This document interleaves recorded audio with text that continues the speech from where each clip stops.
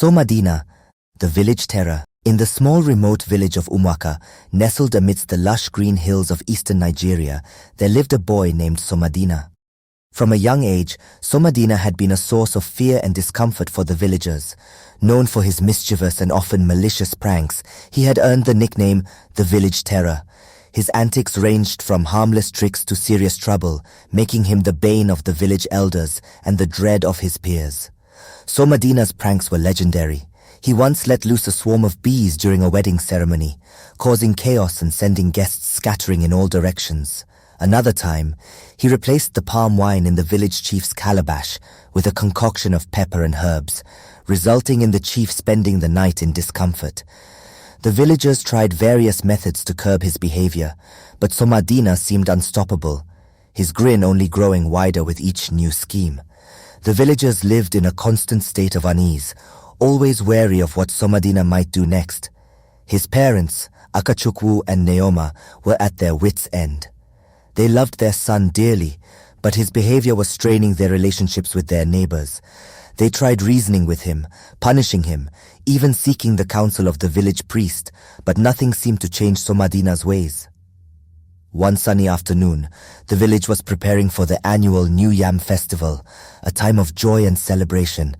The air was filled with the aroma of freshly harvested yams being roasted, and the villagers bustled about, decorating the village square with colorful cloths and palm fronds. It was a time when the villagers came together to give thanks for the harvest and enjoy the fruits of their labor. As the preparations were underway, Somadina watched from a distance, a mischievous glint in his eye. He was already hatching a plan to disrupt the festivities. He knew that his pranks would be all the more spectacular with everyone gathered in one place. Somadina's target this time was the grand yam pyramid that was to be the centerpiece of the festival. The villagers had spent days building the structure, carefully stacking yams in a towering display of abundance. It was a symbol of their hard work and a source of pride for the village. On the eve of the festival, Somadina sneaked into the village square under the cover of darkness.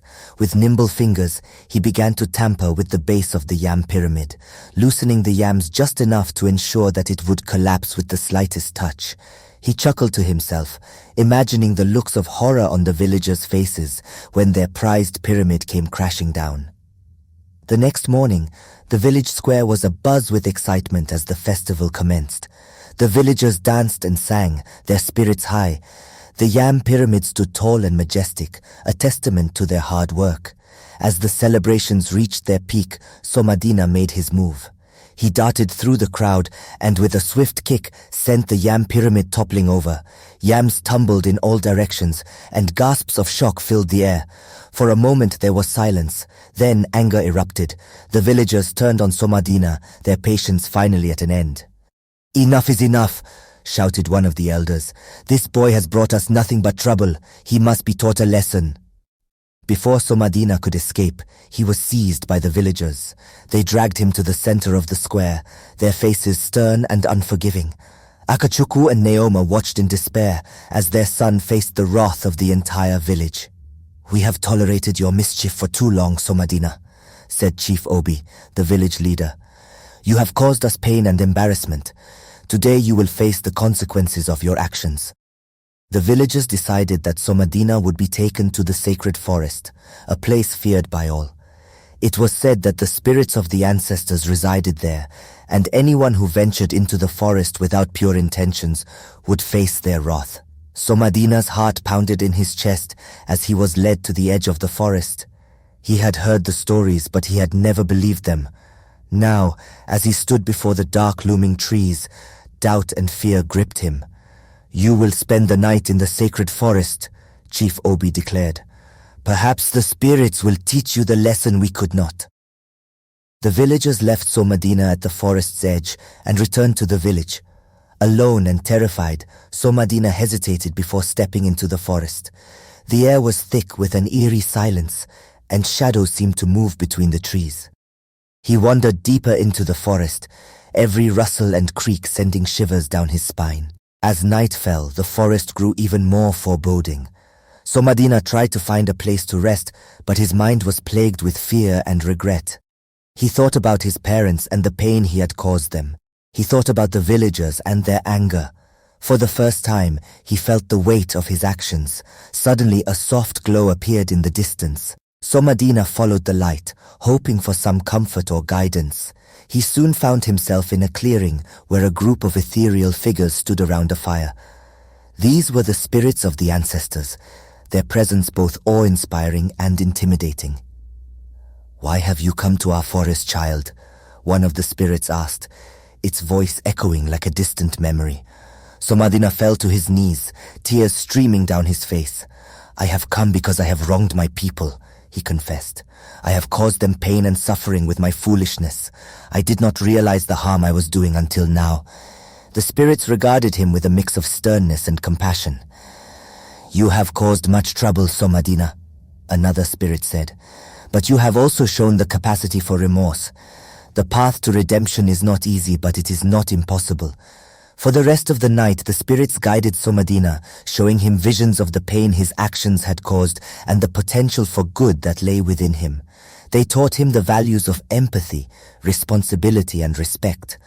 By the time dawn broke, Somadina felt a profound change within him. He was determined to make amends and become a better person. When he returned to the village the next morning, the villagers were astonished to see a different Somadina. His eyes were filled with humility and sincerity. He approached Chief Obi and the elders, bowing his head in apology.